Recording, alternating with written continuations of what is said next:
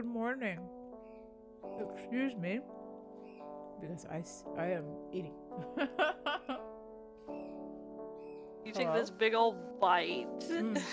right as the song was ending. Yeah, well, listen, I have a bag of cheese puffs and bananas because that's my breakfast.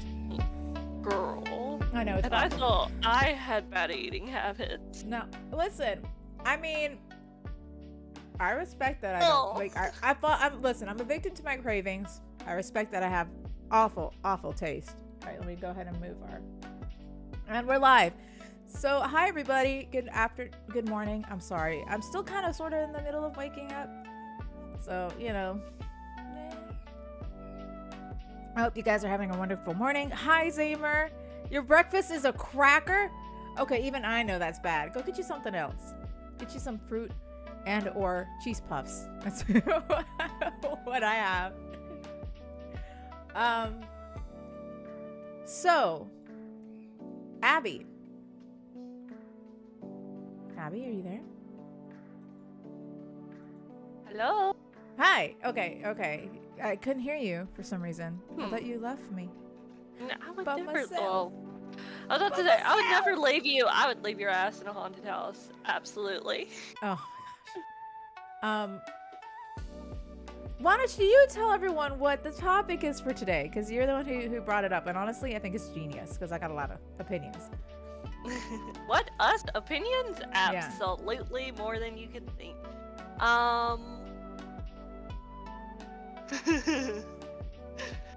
Yes, Zamer, I would absolutely leave and lock her in just out of spite. Y'all mean. That's cruel. We know I would die of a heart attack, and then what? Yeah, So you could haunt the place with them. Just chill with them. I'd come visit you then. But yeah, Would you what's play our with the topic for Ouija today? board? The Ouija board. We're gonna talk about tropes. It was originally that we were gonna think about probably movie tropes, but they're tropes that are just like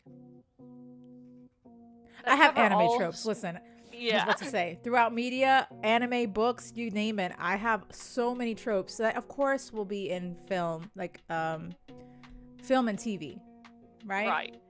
Right. But I have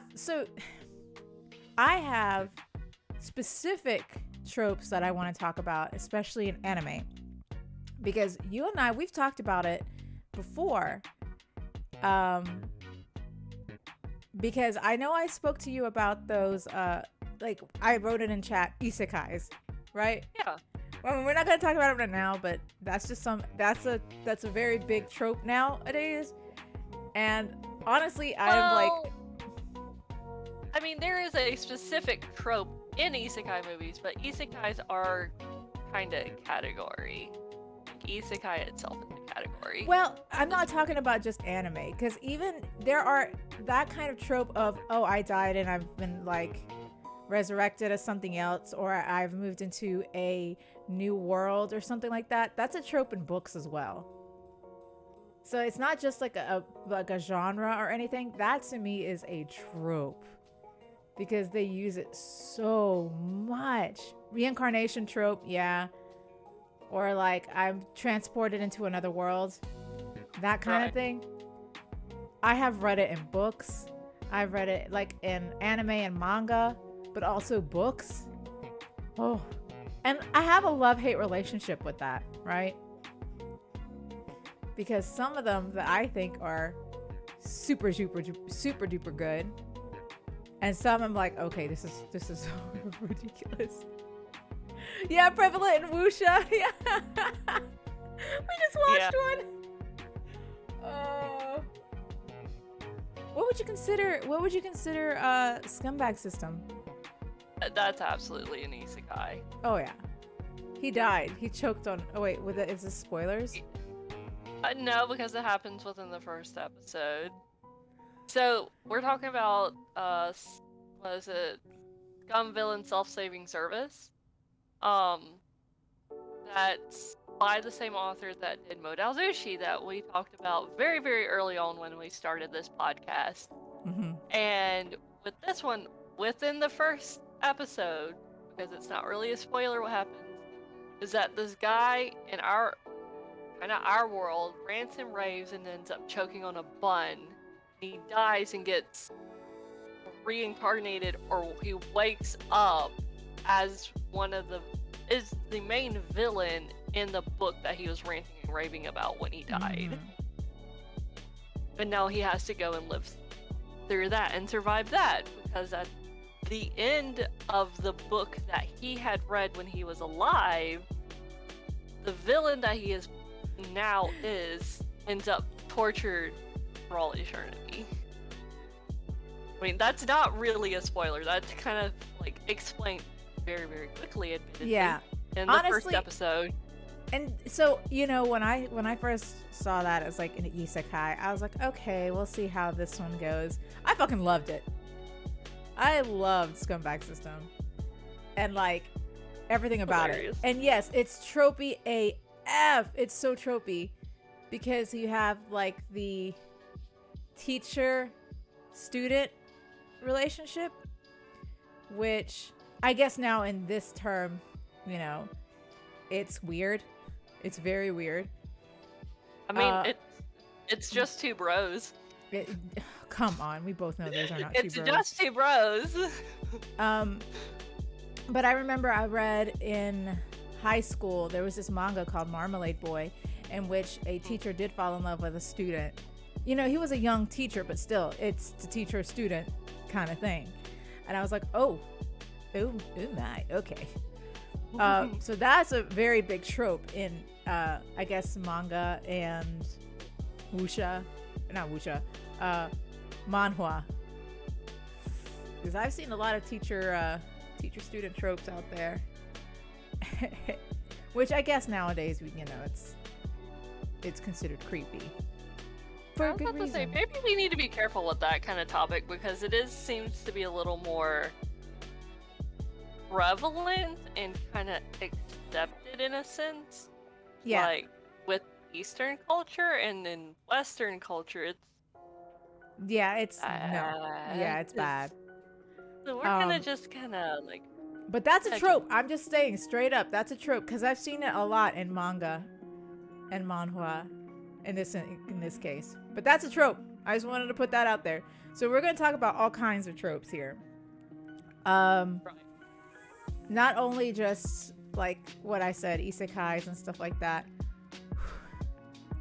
But you know, normally we talk about what's your favorite trope.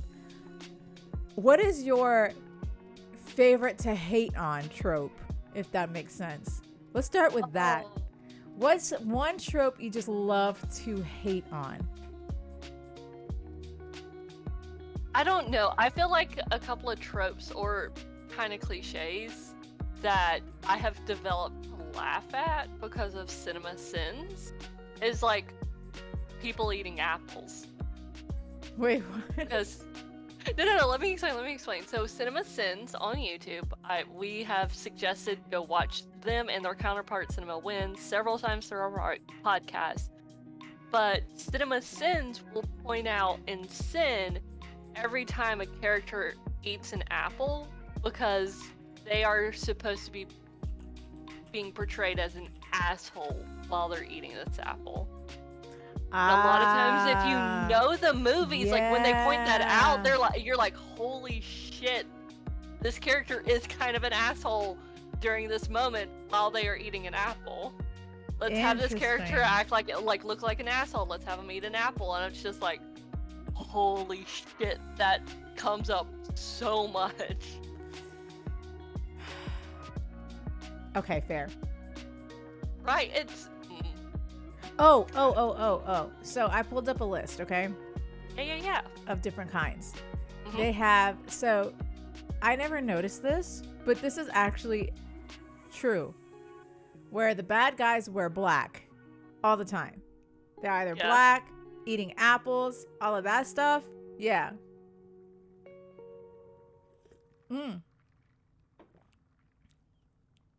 And let's see. You would like this. I was about to say, to add on to yours, it's not necessarily just the bad guys wearing black, but like counterparts, like wearing contrasting colors. So it's like even if we have like a good guy in black, sometimes we'll have their villain counterpart, their antagonist, wearing white. So, or right, vice versa. It's like I can appreciate when they're color coordinated.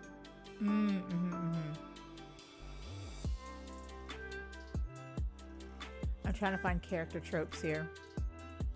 Character trope.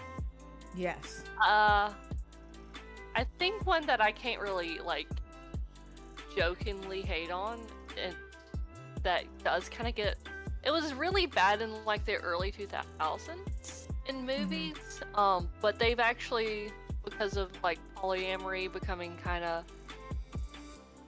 not mainstream but like more prevalent, and people are actually talking about polyamory and can be open communication and like open relationships and stuff.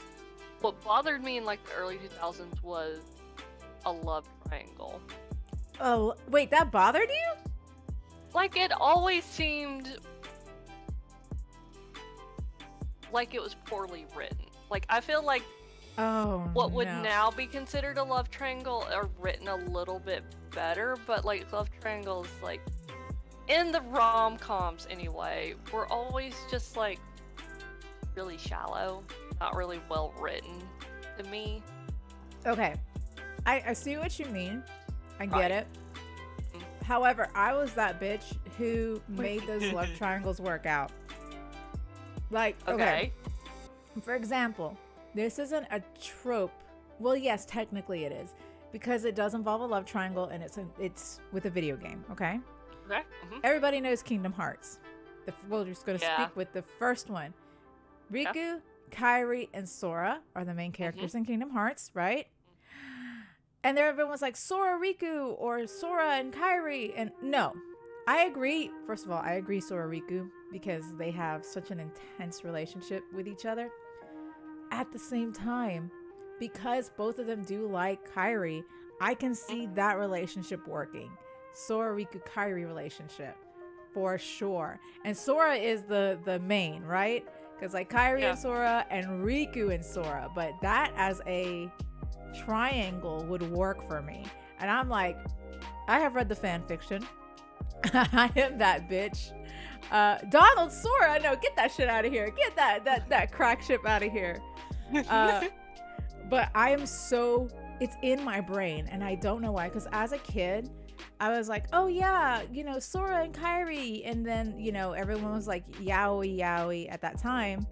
They shipped Sora and Riku, and I was like, well, maybe, I guess it's fine, until I grew up, and then I saw how intense Riku is to Sora, and I'm like, oh yeah, Sora Riku for life. I mean, they have more of a relationship that's been built more so than Kairi and Sora, personally to me. So I'm all in. It's like, that's kind of fandom-ish kind of thing. It's like, it's not really a relationship. It's kind of an implied relationship. Like, right. So if they had to have a trope that comes true for a poly relationship, I want it to be Sora, Riku, and Kairi. That's it. Okay, yeah, I'm fair. I'm not opposed. Like, they work very well together. There's nothing wrong with having. I love them.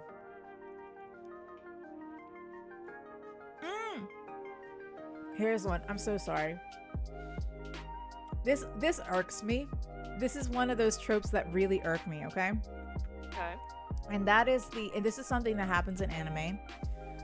That is the little sister that loves the main character trope. So you have that overbearing. So are you talking about little sister of like best friend? No, little sister of, it just says little sister that loves the main character trope. So it's just a little sister trope, where they just like they either are very, very overprotective of their big brother, or they're very, very overprotective of the big brother's best friend, or like that stuff, It's the little sister trope, where the main character only sees them as a little sister, but the little sister sees them as something more. Yes, the Emoto overly loved older sibling. Yeah. That trope. Now, I do think it's like an Eastern culture kind of thing. Mm. But oh my gosh, that annoys me. That annoys me so bad. Because let's say the main character doesn't fall in love with the little sister, he falls in love with someone else. The little sister becomes a little brat, and I'm like, ooh. But I also love to laugh at them because I'm petty. That's literally it. Like that kind, you know what I mean? Yeah. Like, and it's also very nice to see in a lot of anime, like this little sister will grow up, you know, and mature a lot more. And that to me, I feel is more satisfying, you know. And then like when you see them grow up, I'm like, oh, because then little sisters are always brats. I don't know why they make them brats, but usually they're brats, but in a funny way, and I can appreciate that. I honestly can. Sorry, I got a lot. I got a lot of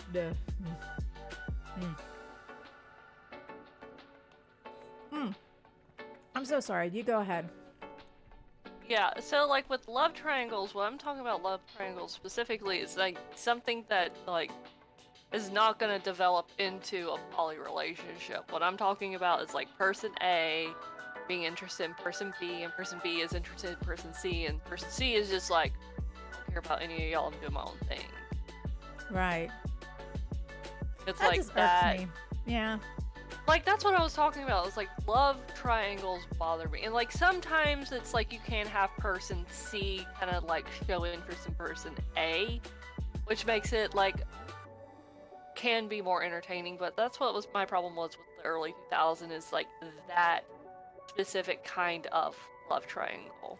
I will say that because it was in the early 2000s, and you already mentioned it, like I do think it's poorly written, but they listened to the fans. I'm pretty sure a lot of them who wrote fan fiction to create their own stories in media, they're like, I know what the people really want. They want a love triangle. That's like they want that stays the triangle. Yeah. And I can honestly say that I wish people were more brave to pull out of the whole, like, okay, let me go ahead and straight up tell you, I am a monogamous person, but I also believe that you can fall in love with with another person. Like polys do exist. They exist. I wish there were more books in mainstream media that allows that. Like, because I read it all the time in fan fiction, but I'm just like, I would love to see it in books. I would love to see it in media where it's either like an actual working, healthy poly relationship. Right. That's all you want. Because, I mean, fan fiction writers, ooh, they can write that shit real good. I'm just saying. Just saying. So it's like, it shouldn't be hard. They just need to be brave enough to do it. You know what I mean? Yeah, well, like, I don't know. I feel like companies need to back up. Like, if a publishing company does publish a book that has polyamory in it, even if it is not a main topic of the book, they need to be able to like back that author up. It's just like, yes, we support them writing this. It's like, this is a murder mystery book. Yes, there is polyamory in the background. Get over it.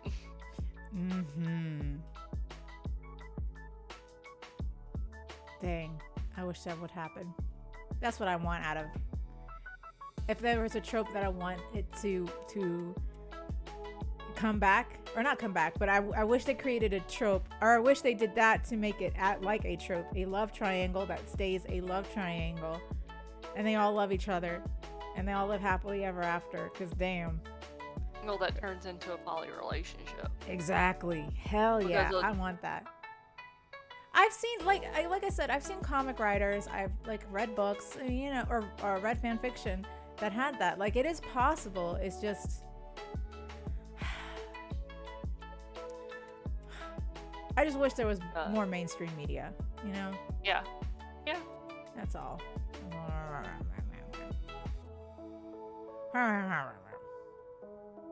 You have another... Yes, I do have a lot of tropes, anime tropes. So I lost my train of thought. Oh no. Oh no, no, no, no. I lost my train of thought. You can go ahead if you have one. I legit lost. I had all my examples and it's gone. Oh, here's a Uh, trope. Here's a trope. This is a okay. very popular trope. I had to pull this up because this involves me. And that is every time there is like a Latina, it has to be a sexy, spicy Latina trope. I'm sorry, I'm guilty of that in real life. All my nicknames for you on Facebook are spicy something. Right.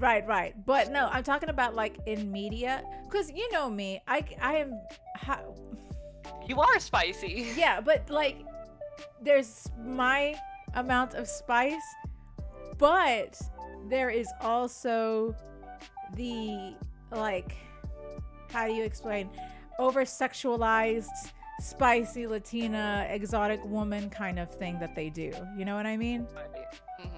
In TV and media, and it's always like that. They're like, oh, you're dating a Latina, and like, oh, and I'm just like, bruh, I'm a fucking cosplayer nerd. Latina, I don't fall into that trope in any way, shape, or form. Like, but I respect it with my friends. I can definitely respect it with my friends because I do get a little spice. That's one trope that it's not that I hate it, because I really don't. Like, I don't hate it. But I do wish that they could broaden it up a little bit. Love, so they do this trope a lot in Modern Family. But I absolutely love how, even with the Latino trope, oh goodness, I give me a second. I gotta check out her character name. What is her? Gloria. Okay, so it's Sofia Vergara, but she plays Gloria. I love her character because she is very Latina. She falls into that sexy Latina kind of trope kind of thing, right? But there are some scenes that she says that I've seen as well, that says like, I'm just more than just like that trope. I am more than that. Like, I love that about her. I love that she does that with her character. Yeah. That's I don't why really I can watch appreciate the Modern character. Family. Yeah. But like, I do see, like, even externally, I do see what they're trying to do with it. It's like they're trying to normalize like gay marriage. They're trying to normalize like interracial marriages. They're trying to normalize just like people of other races. They are trying.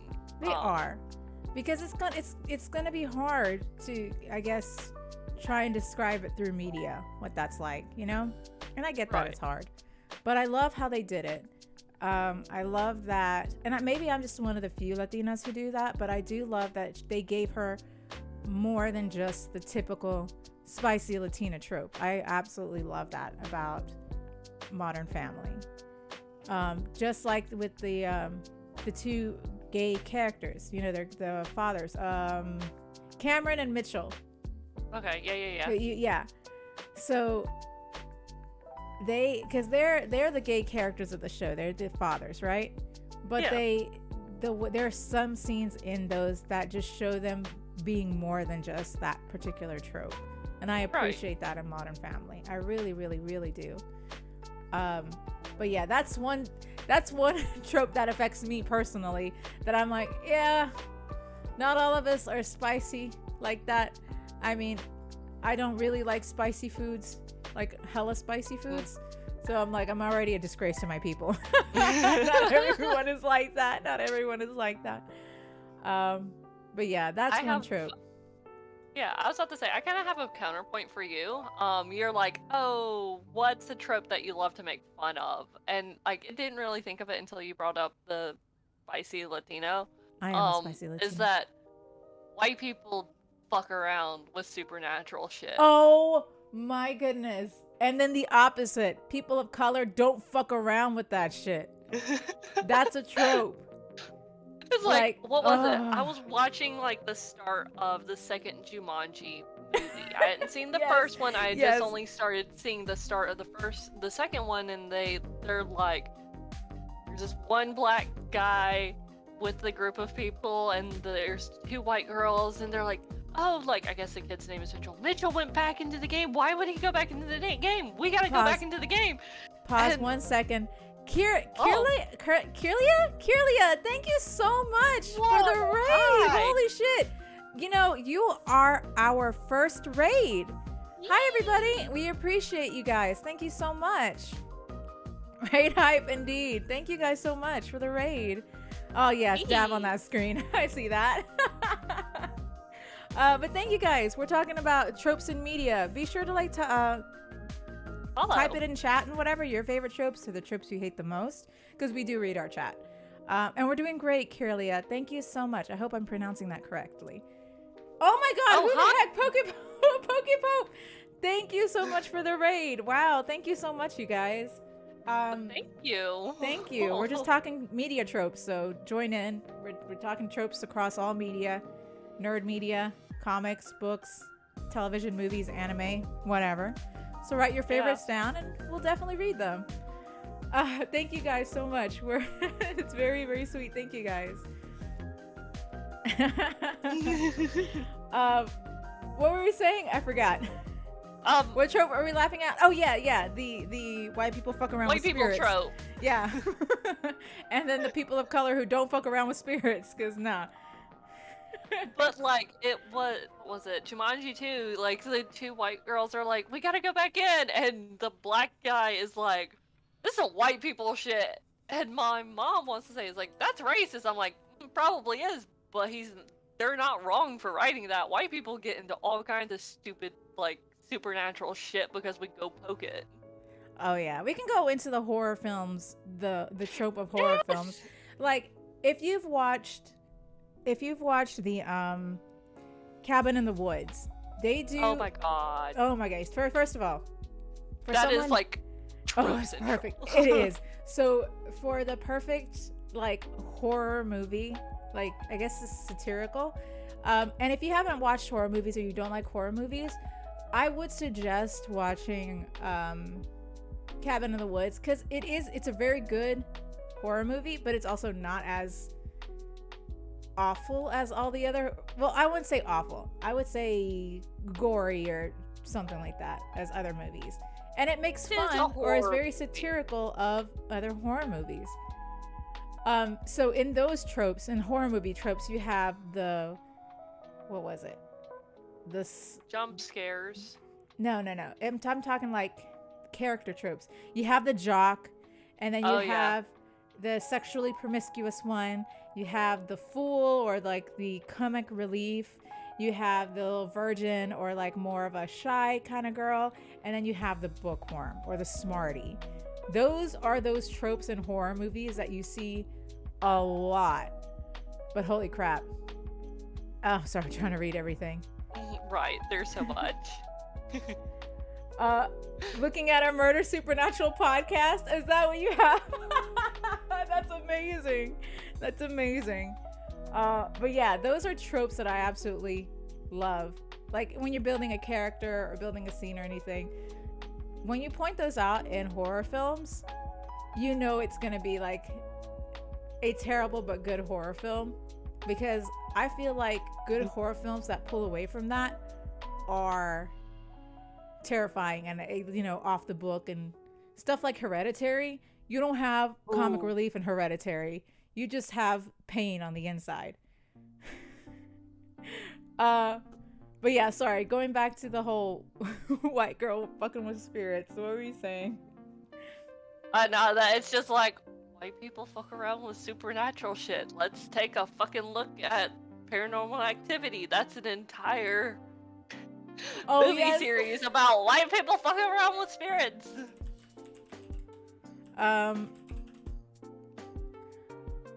Sorry, I was gonna say that shocked me. The Cabin in the Woods dirt bike scene, that was a shock right there. But yes, it's, how do I explain it? I think I've told you already this particular trope, Abby, where white people fuck around with spirits or in a horror film, right? Yeah. But if there is a black character or a person of color, they're always gonna die first. Zayma already pointed that out. They're gonna die first.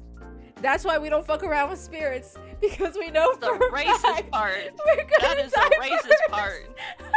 That's like we're gonna fucking die first.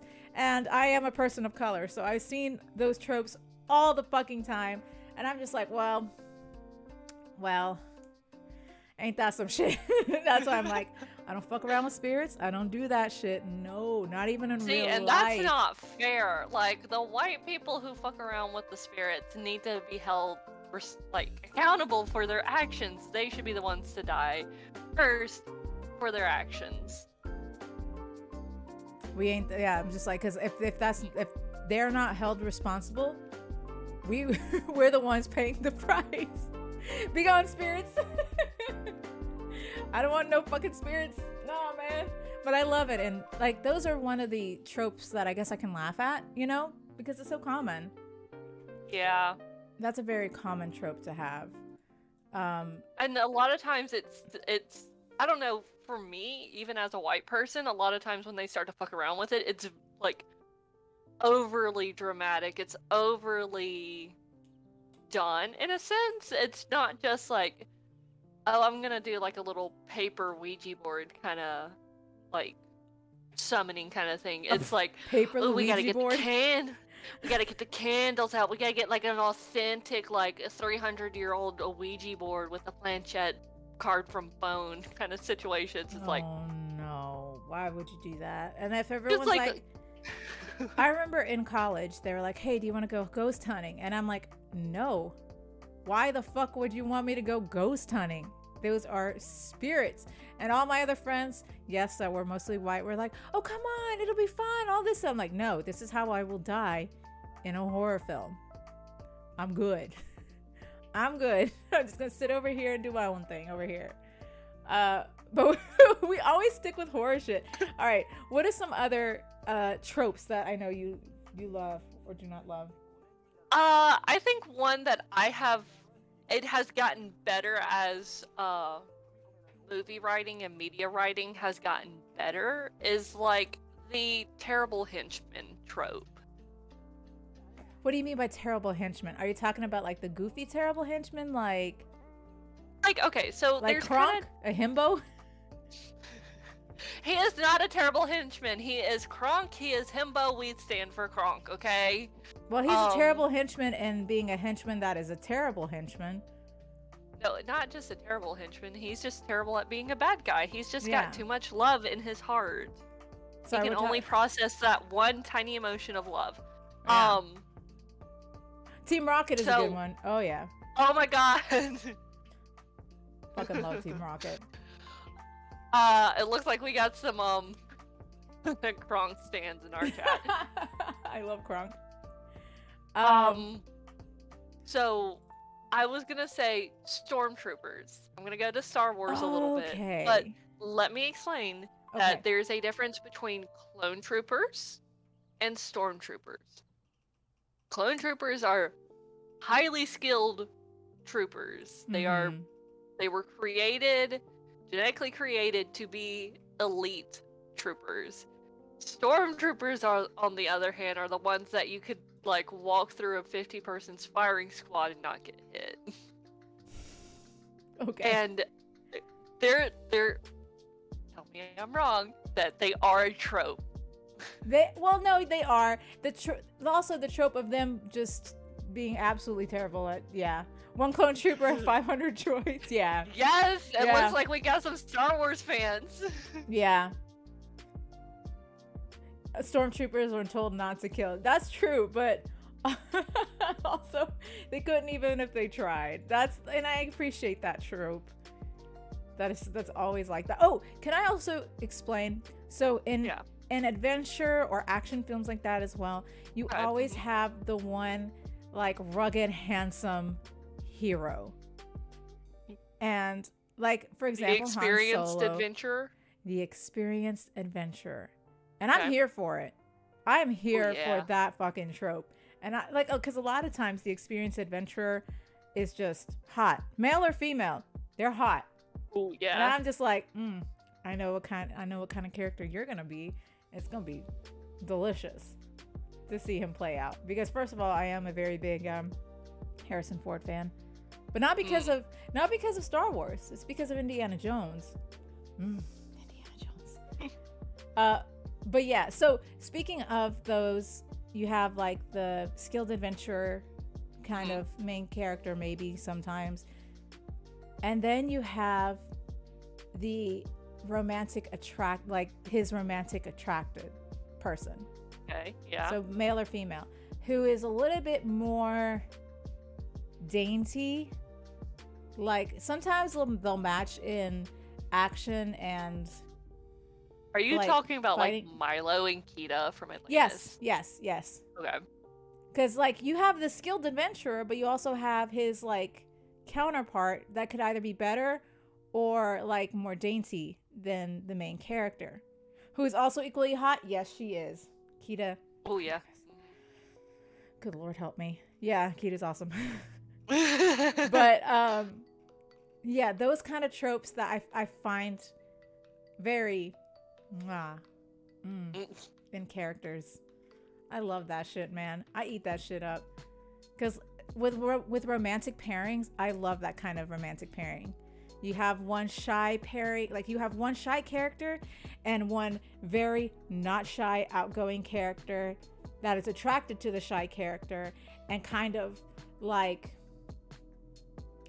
how do I say, says or does things that make the shy character blush so freaking hard. And it's Oh hilarious. my god, yes. I love tropes like that. That's adorable. I love that trope. I love those. Mm-hmm. Excuse your Zamer. Milo was What do you mean he adorable. wasn't dainty? Okay, hold up. Okay. He was dainty, He but was. he's adorable. He's a dorky little person, and I love is him so much. I love him for it. He is a big dork. But like, when it comes to anime or Disney or any like animated shows, the shy character and the outgoing character, I love that trope. I love it. I also love, what is it? The chaotic characters. You know? Oh my god, Zamer would love Mole so much. Oh yeah. I'm just like chaotic characters. Mole is definitely chaos. Like honestly. I love Sweet so much. He's just such a good person. I love him so Oh yeah. much. Why I had do we a always go thought back and to I lost Disney? it. I was gonna say, why do we always go back to Disney? It's always Disney, us? Yeah, Absolutely. all the time. Oh, I'll watch a bad movie if it has a great chaotic character. I agree. Mm-hmm. If you have one chaotic character that could also be comic relief or whatever, but you know, they just create absolute chaos. Mole is a great example. I think it's absolutely hilarious. But if you have chaotic characters that are like twins, I'm talking about Hikaru and Kaoru from Ouran High School Host Club. I don't know if anyone has seen Ouran High School Host Club, but Hikaru and Kaoru's chaotic twin characters are so amazing. And that anime or in the manga, just, they're chaotic good boys and I love them. Oh my gosh, I love them. God, I love them.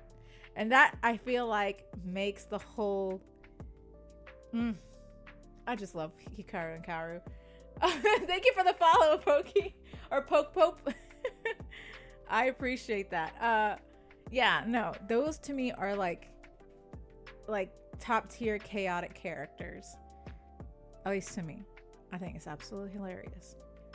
I think one kind of going off that, like where it's like a team and stuff, just kind of thinking of Atlantis and like the core team and stuff. I'm just like, I love like a highly functioning group of people, like with diverse skill sets that function well together. It always bothers me that they're like, oh, these people I get it, like, oh, it's a new team, they get thrown together for plot situation and they gotta work through their differences to be an elite team. But it's just like, I love seeing like an established team work super well together. I just love it. I love most of the team from The Matrix. So like Morpheus. Oh, yes. And like, but who was it that was like that asshole that betrayed them? You know who I'm talking about, right? The wait, One that tried to kill everybody while they were in the Matrix. Yeah. Oh God, he had a code name. It's shoot. What was it? I know who you're talking about. Right. Was it? Did it start with a K? Uh, uh, uh, uh, d- um, I don't remember, but I do know what you're talking about. right.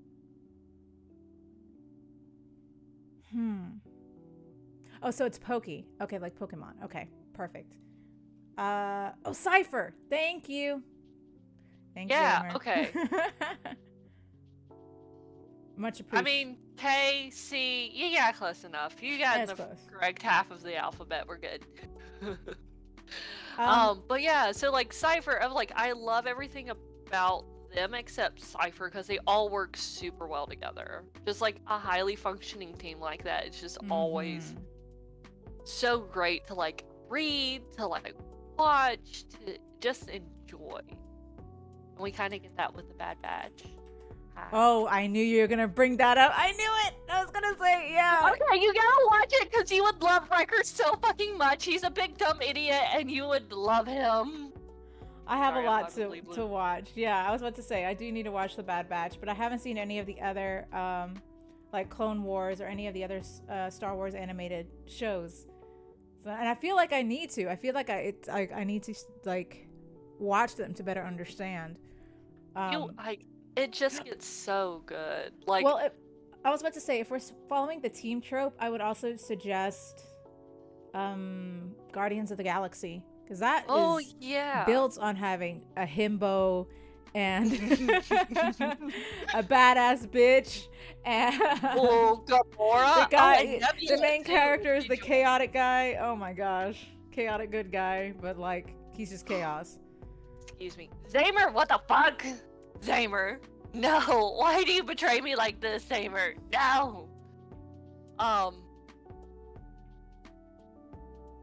no! So, Ricey here has not seen Clone Wars either and was super confused about the villain reveal as well. I did, yep. And I watched it with my husband after watching Clone Wars and watching Rebels and watching, like, Mando and everything, and we saw that and we're like, holy fucking shit! Because they got Ray Parks for the body, and they got his voice from Clone Wars to do the voiceover. So, okay, I'm good. I'll behave. This can't be another Star Wars podcast. It can't. I'm taking over. We're turning this into Star Wars, the movie trope. We Star can't Wars. keep doing Excuse me. This is my podcast now. Star Wars all the day, every day. It's Star Wars or Disney, and now that's what is it? Disney owns Star Wars. It's just Disney things. Actually, sorry. Just kind of like some gossip. What I heard on the radio, like yesterday on the way home, that apparently George Lucas is wanting to take back Star Wars from Disney because he's super mad. He was really mad about the last 3 movies, 7, 8, and 9. Oh no, I'm sorry. I read Zamer's Let's All Watch Star Wars Christmas. No, Zamer's no. Okay, sorry. No. Moving on with the tropes. We keep getting set back. But team tropes, I think, yeah, because I feel like if you have a good, always, I was like, I love how if you have a good team, the tropes kind of fill itself, because you have like Guardians of the Galaxy or the Bad Batch or all that. I feel like it's more prominent in heist films as well. Like you have to have the hacker and was it the Ocean's 11? Yeah, and all of that. I'm thinking Ocean's 11. I'm thinking Italian Job. I'm thinking the League of Extraordinary Gentlemen. I fucking love that movie because I also love reading classic books. But I love that movie. Cowboy Bebop. Yes. Cowboy Bebop. The best. Yes. Because, or I should also say Fast and Furious. Because, you have all these strangers who come together. Right. and creates the familia. Family. Familia. It's always about the family, all of that stuff, all the time, and I'm here for it. I don't. That's one trope I hope never dies. Is like the strangers to family trope. I fucking Found love family. that trope. Yes, I love It's all found about family stuff yeah. too. I love that. I love that in a movie, film, TV show, you name it. It could be heist movie, horror movie, whatever. Love it. Okay, I love you. Ohana means family. Family means drive fast or eat ass. I'm sending that to Chelsor. Oh no. I love it. I'm here for it. I completely forgot. Yeah, that's pretty amazing. Holy shit. Oh crap. I keep losing my train of thoughts. Tropes. That's a good one though. I love it. What is it? Thinking about like Fast and Furious, I kind of love like how almost like a sibling love kind of situation where it, like I know you and your siblings get along very well, but y'all still will bicker sometimes. But yes, bicker is the appropriate term. but like how, let's take Too Fast, Too Furious, where it's Roman and Brian that kind of just hate each other, but like within reason, because it was Brian that arrested Ramon at the start of it. But they like dislike each other, they bicker and fight constantly, but as soon as you say something to either of them, they will like team up like siblings do and destroy your ass. Oh yeah, I love that so much. I love that in real life because that's what me and my sister do. We'll bicker and then it's like someone just like says something mean. It's just like our differences are on the back burner. You're about to get your ass handed to you. Yeah. It's like, it's more of, I can pick on my sister or brother, but if anyone else picks on my sibling, we gonna have a problem. Like, you protect each other, but you also fight within each other. That's always something. That's my blood, only I get to spill it. Yes. Yeah, there you go. We share the same blood, only I get to spill it. Want superpowers, lose parents. Stop. Yeah. You want to become Batman? Okay. That's how you do it. You always have to. Yeah. If you're a superhero, you have to lose someone. I think, what was it? Into the Spider-Verse plays very well on it because every single Spider-Man has a tragic backstory, and they play it off as something like fun and lighthearted until it happens to Miles Morales. But that is a common trope, and I love that they being that the adds Spider-Mans. a lot of depth into the Spider-Man Spider-Verse because it's something that a Spider-Man has to go through to be there's a like Spider-Man. tragic backstory. Everyone has to go through a tragic backstory and all of that. And in superhero films, that's very much the case. You have to go through a tragic backstory. Except Iron Man. Did Iron Man have? Yeah, he did. Oh yes, he did. He has PTSD. He was captured right. and held in a cave for months. That's right. That's right. So everybody had a tragic backstory. You got to do that to be a superhero. You know, it makes you who you become. Super. I lost my train of thought again. I'm looking at tropes and like very common tropes. I feel like it's easier to pick it out in anime or video games even, where a common trope for video game, the boss's form is never the final form. There's always a fucking other form in video games. So even if you think, oh, I shot the boss, I finished it, it may have taken hours for you to complete it, boom, bam, there's another form. And I'm just like, okay, I love it. Don't get me wrong, I love it. But every time I think of it, I think of Final Fantasy. All the fucking time. I always think Final Fantasy for shit like that. Because holy shit. Final Fantasy has so many of that shit. Do you think that's like something that was started by Eastern influence? Oh. You know what? I don't know. If that's, you might have, Because if actually. it's like, I get what you're talking about. It has become Legend kind of of Zelda. prevalent in like Yeah. movies and shows and stuff like that. But it's, when you said that, it's like I can only think of like my main media intake up until recently was Japanese influence. So it's just like everything you're listing just sounds like Japanese influence, Japanese games, Japanese Dragon Ball. Well, I would say when it came to video games, a lot of the games that I did play were Eastern based. Like when I grew up, Legend of Okay. Zelda is a great one because Ganon always never has. They always have several forms, multiple forms, or there are another bigger, badder bosses. So, Gears of War isn't an Eastern game; it's Western game. So that, I mean, it could have taken, because Gears of War was made a little later than, I guess,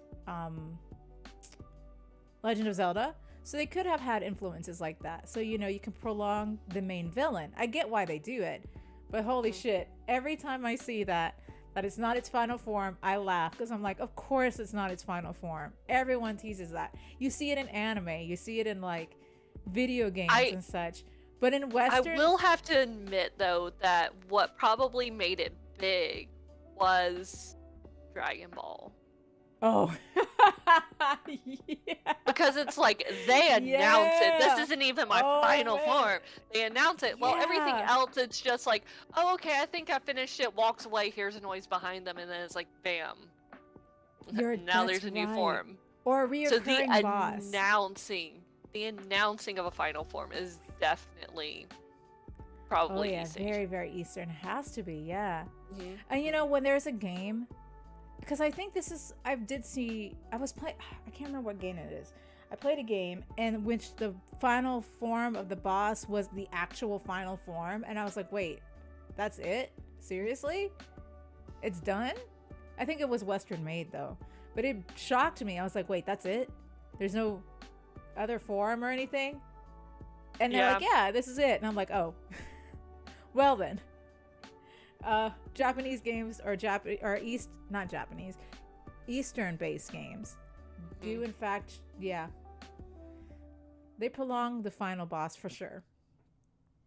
Villain reasons are actually good in the long run. Yeah. Unless you're Cruella de Vil, in which case the villain reason for fur is not good. It's just fur. Let's see.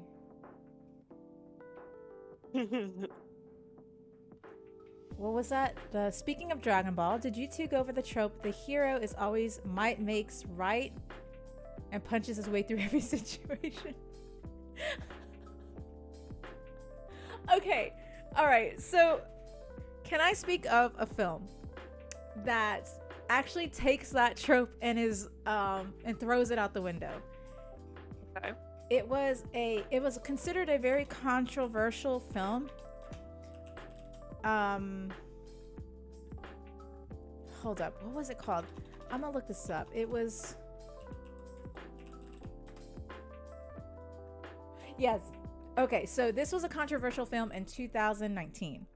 It was supposed to be released in 2019 and it released in 2020. It's called The Hunt. And on paper it was controversial, where a group of, I guess, left-wing extremists gathered a bunch of people from the right, extremists. They were both extremists on both ends, okay, of the political spectrum. And this entire movie is satirical, right? To hunt them down. Like, the whole purpose is to hunt the extremists down, right? And the funny thing is, in each scene, like when it first starts off, you think this person is the main character, and they're like punching their way through, trying to survive, doing all of this, and then that person dies. So then you're like, who is the main character? And then that person rises up to the occasion, tries to punch his way through everything, and then that person dies. And it just goes and goes, and you're like, who the fuck is the main character? Who is the actual hero? Because and it circumvents who you think is the hero, right? And it's so hilarious because it plays on that trope of the hero will like make it out in the end, the hero, all this, and then the person who you thought was the hero was not the hero and they die. And then you're like, what the fuck? It just comes out of nowhere. I love that. I love that in The Hunt.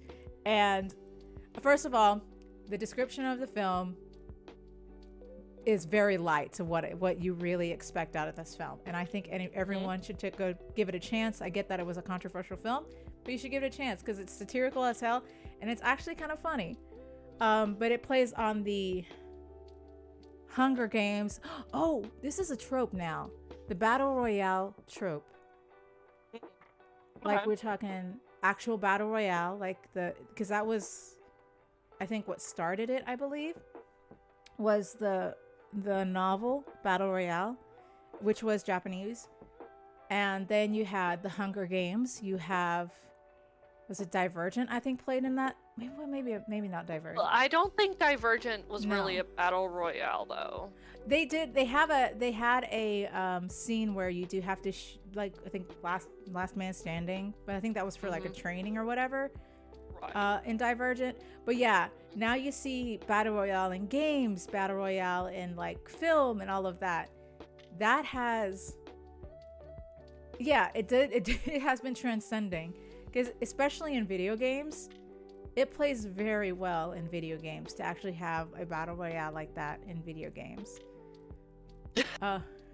Video game battle royale, real life Black Friday. Last man standing. Go. Yeah, like that. I feel battle royale tropes. So I have a question for you. Okay. Thank you, Poke. That actually made me think of a question for Ricey. Would you consider The Purge a type of battle royale? The concept of The Purge, no. However, in the movies, like the movies itself with the group that you follow, yeah. I mean, usually it's not the last man standing. It could be a last group standing. But yeah, because, shit like that, I can understand why it would be battle royale-ish with The Purge. Because you do follow a group of people with every movie, And honestly, that's a good one. The Purge is good. I do want to ask you a question, like what would you do during The Purge? But we can't keep sidetracking. Us getting sidetracked, getting off topic. Who? What? Absolutely. My ADHD just kicks in, and then I'm just like, oh, but this. Oh, but this. Yeah, but this. We can do a what if podcast at some point. That'd be great. We can do a what if podcast, but we gotta stay on. I was about to say, I've been the one talking about tropes and movies and stuff. What about you? The mic is all yours. All mine. Yeah. Is this on? Can you hear me? Loud and clear. So, Zamer asked about the wise old person trope. Gandalf. Like we just talked about Dragon Ball, so Master Roshi. Every time I think wise old person trope, it's always Gandalf. And like you can also argue that Dumbledore is one of them, but I feel like Dumbledore is conniving. I hate. We've talked about this in another podcast, but since Poke is here and new to us, it's like I don't like the movie Dumbledore. The movie version of Dumbledore, yeah. I really hate him. I really don't see him as a wise old person in the movies. Definitely in the books. But I was about to say, you know who would fit the wise old person or the wise old mentor trope in that film would be, is it Lucius? The werewolf guy? Lupin. Remus Lupin. Lupin the Third. Yes, Remus Lupin. Sorry. Hey, but he's not that old. Yeah, I mean, he's older than... I mean, yes, he's older, but I'm guessing... I feel like the wise older... I guess I would say the wise mentor trope in that situation. Mentor. Okay, yeah. I believe that he would be a better wise old person than Dumbledore himself, in my Yes. personal opinion. But then again, I've Well, only. fuck all them McGonagall. Oh yeah! She's Oh a shit! ass bitch. You're Why are we talking right. about old Why white are we men? talking about McGonagall. McGonagall? You're McGonagall. right. Oh, shame on us. Shame. Zamer here keeping it gender neutral, and we hop to white men. That's true. Professor McGonagall is perfect. Oh my Well, gosh. okay, this is definitely the first time we've seen you in chat, so. Oh wait. This is the first time. Yes! Mama Odie! Mama Yes! Odie, yes. Mama Odie's also a good one. All right, so if we're talking, wise old person tropes, let's think of female ones. You did McGonagall, 10 out of 10. She is perfect. Maggie Smith. Same. I would say I don't know why. I don't know why this popped in my brain.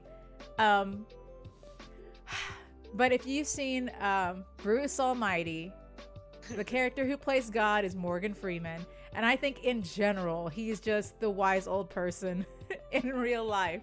The wise old person trope. Especially at Morgan this Freeman. point. Yeah. Oh, yeah. Yes. Are you kidding me? Definitely. And I would love him to bestow the wisdom upon me with that voice of his. Gonna Jeez. go hop because you brought up Morgan Freeman, or not Morgan Freeman, but like Morgan Freeman, Samuel L. Jackson, hopping over to Star Wars for two people. Star Wars again? I know. Oh, Master Yoda, okay, Master Ooh, Yoda, yeah. excuse you, Master Yoda. Kinda Obi-Wan Kenobi, but more of Qui-Gon Jinn, who was played by Liam Neeson. I know for a fact you just absolutely adore Liam Neeson. Pretty much. You fucking love him. Yeah, no. Okay, fair. Also, Yoda is definitely a very good wise old person. That is neither white He's or a person of color male. for sure. Yeah, he is just an alien. Lady Coyote! Yes! Oh, first of all, I don't know if Lady Coyote would be considered the wise old person or the old person who's just done with your shit. Because in all honesty, Lady Coyote is just done with Inuyasha. Like, Inuyasha, Kikyo, yeah, she gets like, that's her sister and all that, but even Lady Coyote is done with Kikyo's shit. Like, wait, isn't that a trope? A character who is just done with people's shit? Lady Coyote is just one of those for me. I mean, isn't that supposed to be everyone over the age of 30? Yeah, I guess so. Fuck around and find out. Yes, she does. Lady Coyote is a badass bitch. Oh my gosh, honestly, she's awesome. Roy Mustang. Okay, so again, if we're talking about characters who who is just done with everyone's absolutely. shit, Roy Oh my God, yes. Mustang is definitely done with people's shit. I love Roy that Mustang kind of character. is like my husbando. I'm just like, I can see why he would be definitely done with people's shit. And he also follows around with the fuck around, find out. He is not done with everyone's shit. It's Riza. Riza's done with everybody's shit. Okay, also fair. Roy Mustang still kind of cares about everybody's shit, but it's Riza that's truly done with everybody's shit because she still has to put up with Mustang. That's true. I love it. I love it. Oh, if we're talking about like old wise person, Granny Pianco, the grandma from Full Metal Alchemist. Yeah. Ooh. I have a trope. Hold up. Let me see how I can better word this. But you keep talking about that. I have to find this trope.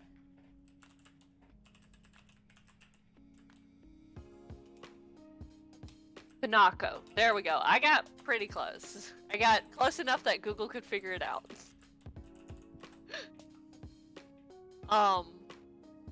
Granny Pinocchio is done with everybody's shit, and she's a wise old person. This is another character trope through media. And I know this is a very popular character trope, but it's the main character is you follow him as the protagonist, but technically Mm-hmm. he's a bad guy, but not a bad guy. So like My, an anti-hero? not necessarily. Yeah, maybe. My Example. the character that popped in my brain for this was Dexter. If you've ever seen Dexter in the show, he is a Okay. serial killer. Okay, he's a Mhm. serial killer. He But he only technically kills serial killers, though, right? he's a serial killer who has those urges, and yeah, he kind of sort of only deals with serial killers or other bad people, but Mhm. technically him still being a serial killer is still bad, but you root for him. Characters like that to me. Okay. And of course they have lighter notes where there are characters who are technically evil but not evil. Bowser is another one. Ooh, Venom's a good one. But like Bowser from Mario, Bowser is evil, yeah. But at the same time, you see him as not technically evil in some games. You know, he's like, meh.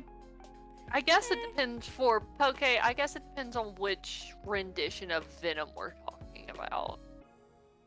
Like with the newer Venom, definitely. Let's go back to like the 1990s or the very late 1980s. Like Spider-Man. I think it's the Amazing Spider-Man. Venom wasn't really doing anything kind of good, but he is someone who kind of does some good in the new movie. Mm-hmm. I would also say in just the film,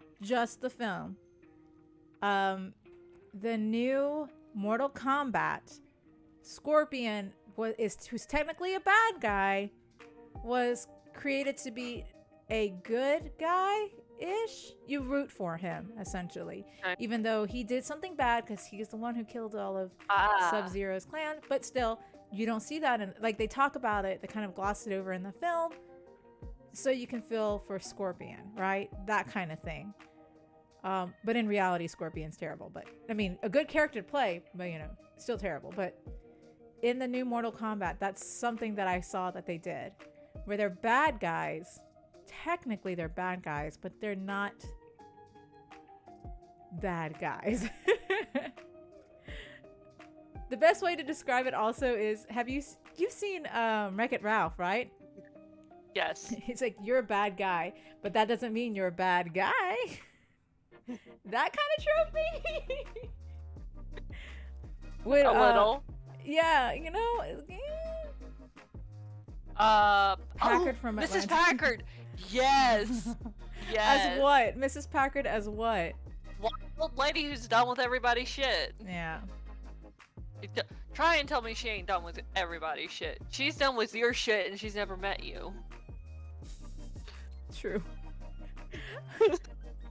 She's seen some shit. Mrs. Packard's seen some shit for sure. Like the ship's going down. She's like, no, honey, I gotta go. No, Yeah. I'll call you back. Bye. Yeah.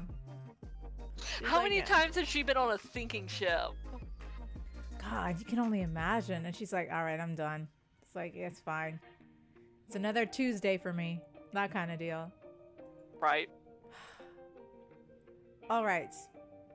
And then I want to describe the opposite. So you have the bad guy who is like not that bad, but kind of bad or whatever. I want to talk about the trope where it's the innocent guy who is not innocent, who has awful intentions, who is technically the villain, but he looks so innocent. And in this case, I'm going to bring back to the father. I'm just going to call him the father in Full Metal Alchemist, because everyone will know who the father is. Okay, so there's kind of two things going on with the father. I'm sure most of our people... I don't want to spoil it, even though it has been spoiled everywhere. It's because, I mean... So specifically the father, because there is the dad and the father are two different people. Oh, yes. I'm not talking about... Yeah, I'm not talking about You're not daddy. talking about the dad. I'm not talking about daddy issues. No, I'm talking about the father who... Okay. As a very doting father to his daughter.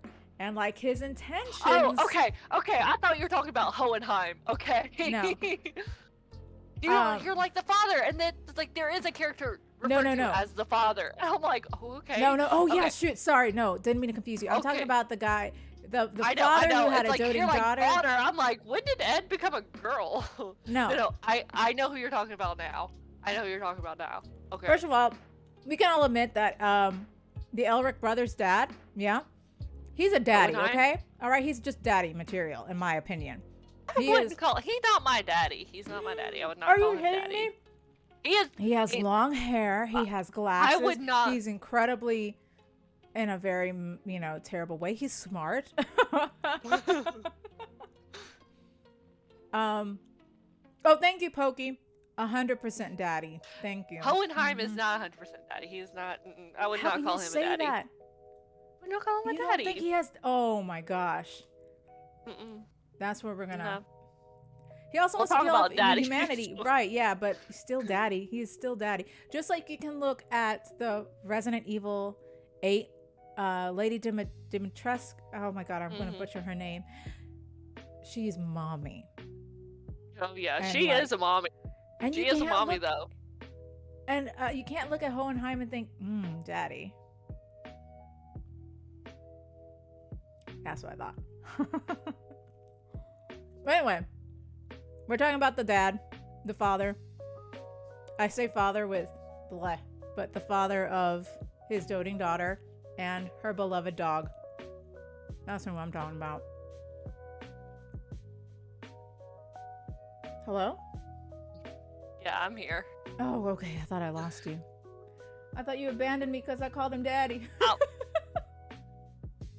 Nah. Okay. You said worse things and I haven't left you. Yeah, so Yeah. It's the guy who looks innocent, and like his intentions are very warped, but he technically had good intentions, as selfish as they were, but he's really just evil and conniving and that kind of trope. So besides, what is his name? I just call him the father, but I know his name is... you don't know his name? Oh! His name's Shao Tucker. That's right. Okay. Him. Girl! Who, because everyone knows him. He's at the very top of the... Worst of the worst people ever. Mm-hmm. But technically he is innocent. He is... He did that to his wife, too. I was going to say, he looks innocent, but has very awful intentions. Who else follows that trope of, I am very innocent, but I also have awful intentions? Because I can think of one. I can think of one. I can think of straight one off the bat. And I hate him. I can think of one that it would be a spoiler, and it's kind of a main person in season 3 of Castlevania. And for those who have seen all of season 3, know what I'm talking about. Because that ending was an extreme surprise to me that I'm like, oh shit, well, I guess that's a thing. But going back and rewatching it with our watch party, I was able to catch them last night. Rewatching it, I'm like, shit, everything about that is already animated and drawn into the background from the very first episode that we're in that room. I was gonna say this is a spoiler. But Zamer, you right. That's absolutely true. Yes, that's great. I would also suggest, and I don't know if anyone here watches The Untamed or have seen The Untamed. Oh. But that motherfucker. Dimples. Motherfucker. Dimples. Dimples, yeah. You could be okay. I don't know. I know for everyone who doesn't know who we're talking about, I know Modal Zushi is kind of niche, or like The Untamed is kind of niche. But let's just say the villain. You're gonna be bringing up Dimples and you're not even gonna mention Dandy? Well, Dandy is not technically evil. Dandy is Dandy. But the villain in The Untamed, I'm not spoiling anything in case people do want to watch it, because that is a reveal very late in the series. Mm-hmm. That pissed me off.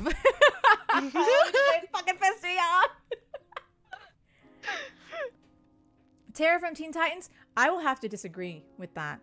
I don't really see it. She was in a situation. She was a child in a situation that she had no control over. Because She was a couldn't control her child. It should have powers, been. and everyone was scared of her. So it wasn't technically that she had malintentions. Oh.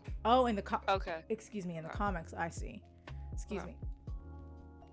Because they wrote her. I don't see her as like in the show. Right. But was she essentially evil from the very beginning in the comics? I didn't think she was. At the very, very beginning. But then again, I mean, she worked for Slade. That's true. And but she the had show, a brother she too, worked... right? Anyway, did she? I think so. Hold up. I think she did. Okay, so Tara in the show, at the very least, because I've never seen. Okay, yeah, Zamer knows. Thanks, Yeah. Zamer. Yeah, her brother never appeared in the show, right? Yeah. Because I feel like Tara's story is very similar to, Wanda from WandaVision. The Scarlet Witch, that's her name. I feel like Tara and the Scarlet Witch's story is very similar.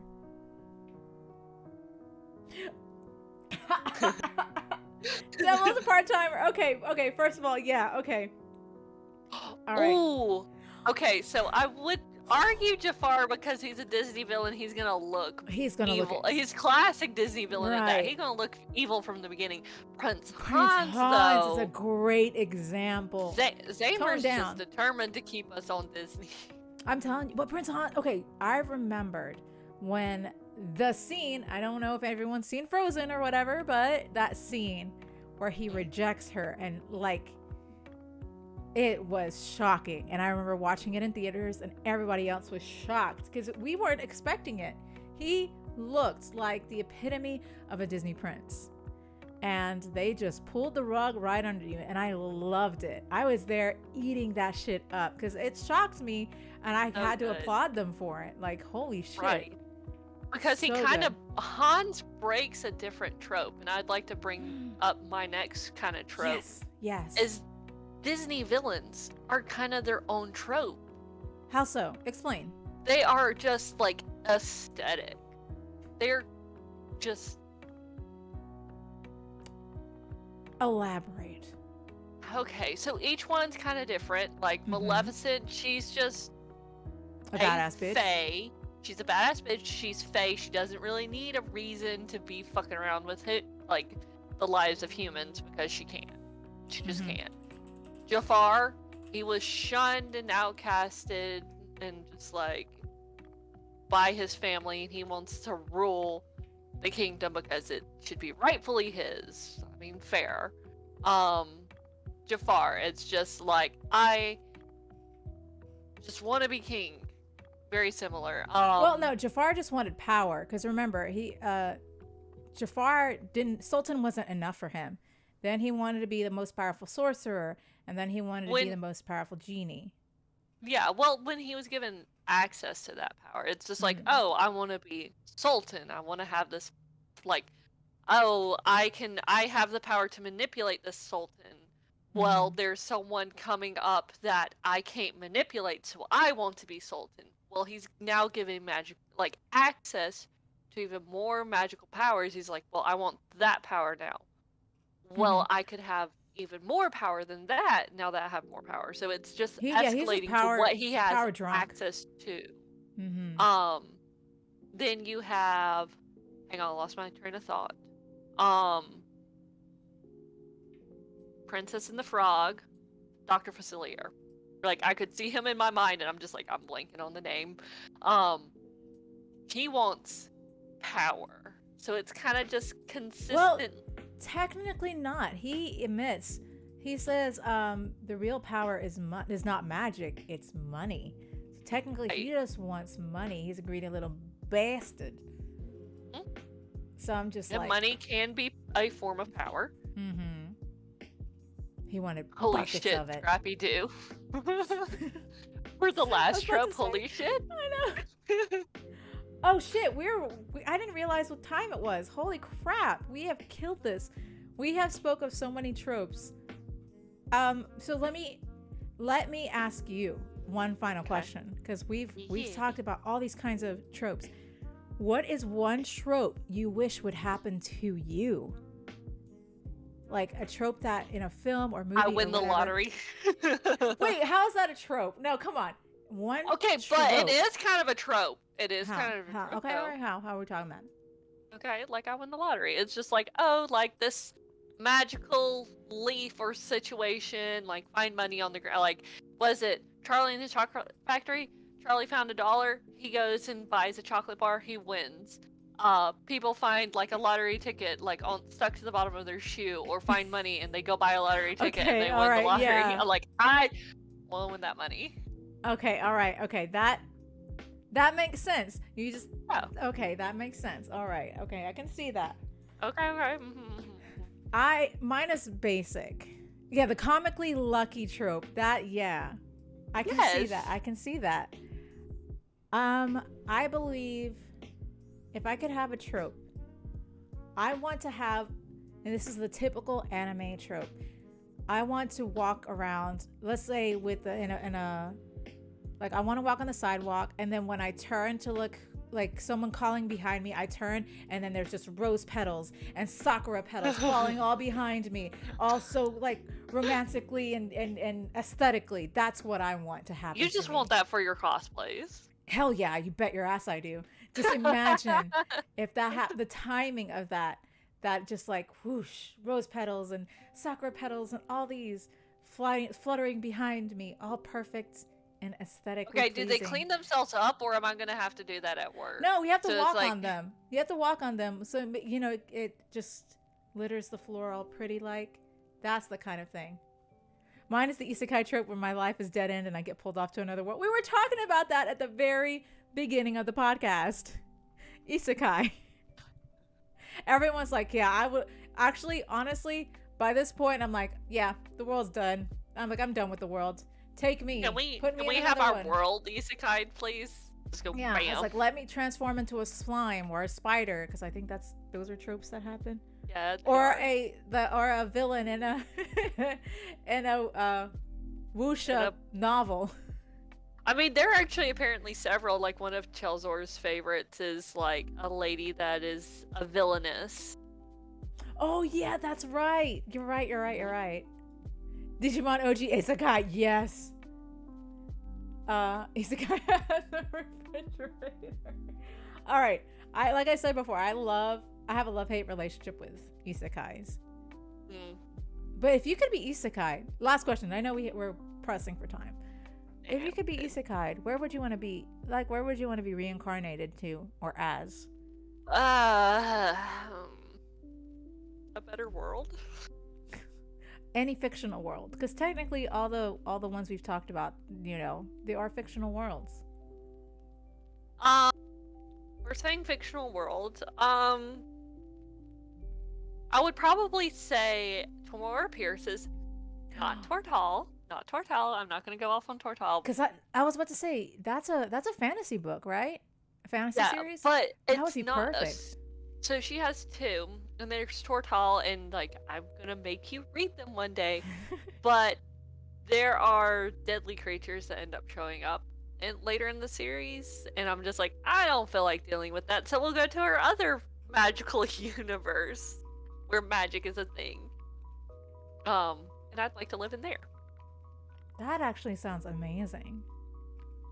Because I mean, you pulled it out very well with a very good fantasy story. You know. Right. And I know both of the universes well enough to be like, oh, I'm more likely to survive in this one. Yeah. True. Okay, all right. Fair. That makes sense. You want to survive. No one wants to get isekai'd into a horror film. Although that would make a good anime and or TV show. That would be okay. So not just specifically a horror anime, but like you are the horror monster. That would be funny. That would be hilarious. Someone take that idea and run with it. But yes, that's all the time we had for today. Who are you, my brilliant co-host? I am at Miki Ree. You can find me here at What's Your Opinion Podcast, or you can find me over on Twitter at well, us at What's Your Pin 10, but you can find me at Miki Rii, ABMIKIRII. On Twitter, Instagram, kind of pretty much anywhere, any social media. And how about you, my lovely co-host? Who the heck are you? I honestly forgot. Hold up. You forgot who you were. There we go. I'm not a bowl of surprised. ricey. Yes. Pokey's asking if you can have that typed out. There you go. I'm a bowl of ricey. Hi. I already put my name on there. I actually do streams on Twitch as a bowl of ricey. I am also the co-host to this darling podcast, What's Your Opinion Podcast, which you can also find me in. Hold up.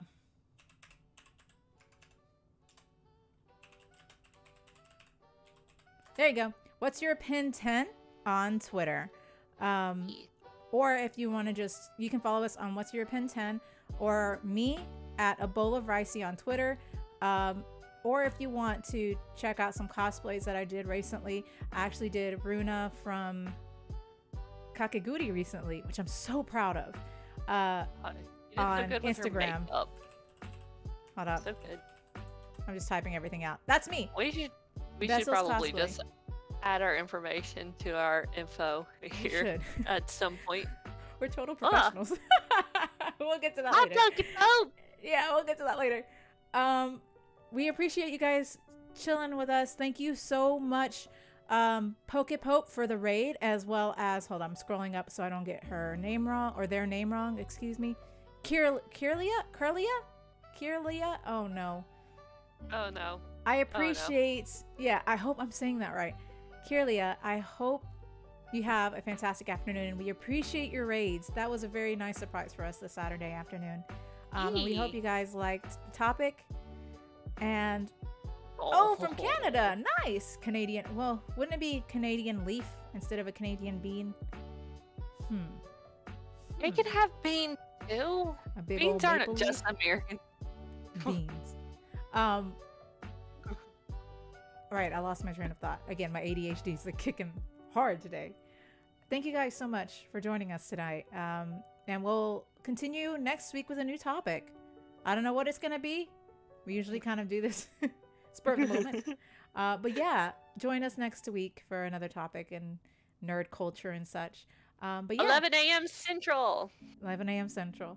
We hope you guys have a fantastic day, fantastic weekend, and we'll see you guys later. Have a good one, guys. Be safe. Bye. You want to say bye? Yeah, I was supposed to say bye.